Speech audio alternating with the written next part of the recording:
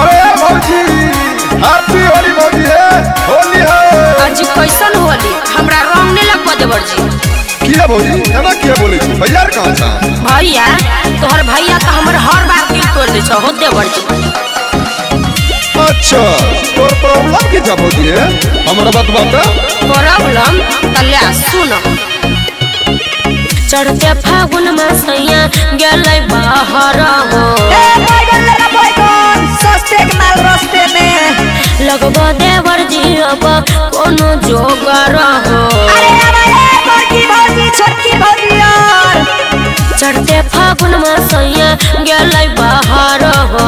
लगवा देवर जी अब कोनो जोगार हो।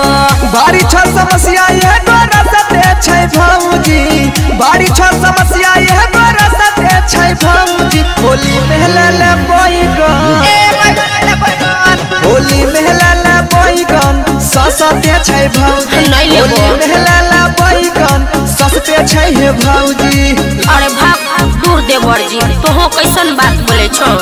तार की करबो भौजी फगवा पैसे रहबो हे। हाँ हो होली महला ले बैगन सस्ते छै हे भौजी। होली महला ले बैगन सस्ते छै भौजी। हमारा लबोरी भेले सैया के नौकरिया संग ही में लेके चली गेले पीछा कोरिया। आई बा ई तो जुलूम भागला भौजी हे। हाँ हो हमारा लबोरी भेले सैया के नौकरिया संग ही में लेके चली गेले पीछा कोरिया।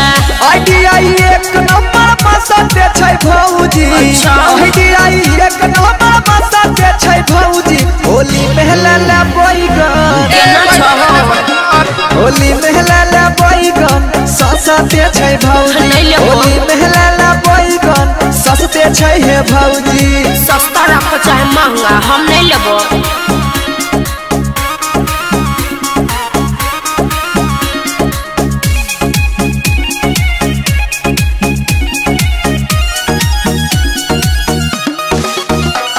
होली महला ले बैगन सस्ते छै हे भौजी। होली महला ले बैगन सस्ते छै भौजी।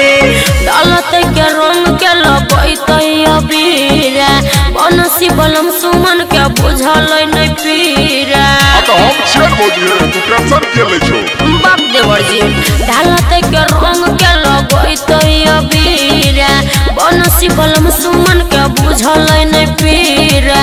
छोड़ा तो मनीष के नाम सते छै भौजी। ना। छोड़ा तू मनीष के नाम सते छै भौजी। किया? होली महला ले बैगन हम नहीं लेबो। होली महला ले बैगन सस्ते छै भौजी। अच्छा। होली महला ले बैगन सस्ते छै हे भौजी। बोला लमका की गोलका ए देवर जी लमके में के दो तनी